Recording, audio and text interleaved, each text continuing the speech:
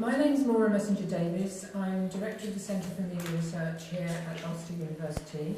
I'm also a lifelong television fan, notorious for having written a book called Television is Good for Your Kids.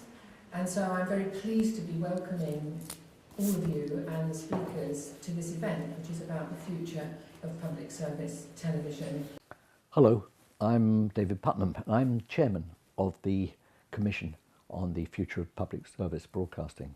We've been working for about 6 months now on looking at different ways to reinterpret what the future of public service broadcasting might be, and indeed looking at the facts and figures that are supported at present. And in that context, Northern Ireland is something of an anomaly. You'll be taken through all the details of this by my colleague, in fact the person who inspired the entire commission, frankly, Pat Loughery.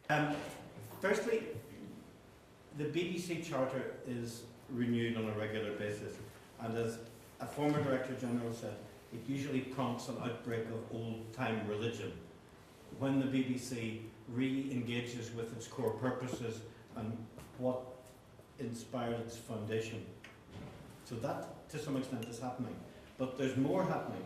This is an appraisal of not just the BBC and its role and its charter renewal process, which is well debated, but I thought about the other forms of public service interventions where government determines through various advisory bodies and groups, predominantly Ofcom at the moment, that all privileged commercial operators as well as the BBC also are part of the complex web of public service. Thank you. And we'll move on to Mike Wilson from UTV and the perspective from where you are. Thank you for the invite, thank you for the inquiry, and thank you to Goldsmiths.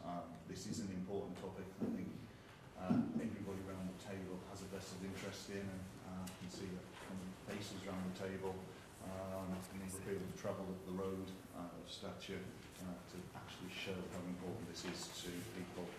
Can you hear me at the back, or do I need the microphone? Yeah, you need to move closer to me. Yeah, just move it closer.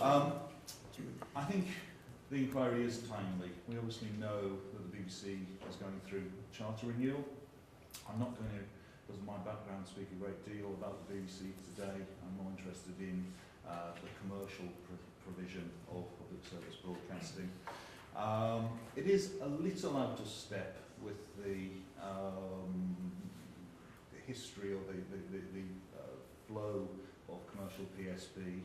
As I think most people are aware, the Channel 3 and Channel 5 licences were agreed in 2013, running from the start of this year, I think? Start of last year to 2024.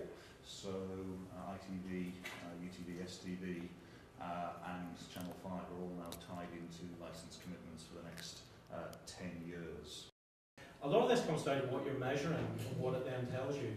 So quite often we mix and match lots of stuff where we're measuring, for example, the activity of young people on social media, which is of course transplanting what they would have previously done, possibly with a static phone or indeed face-to-face and talking to each other, as much as actually to do with PSB content. So therefore that does mean, of course, Colin is right, our challenge with the younger generation has transformed now, but equally the answer is not for somehow the BBC to seek to become some kind of social media platform per se.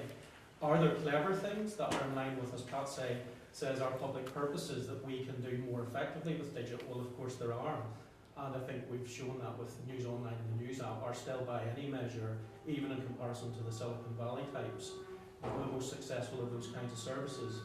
Thank you very much, and thank you to everyone. And we do have to stop now. Can I just have a round of applause for our speakers?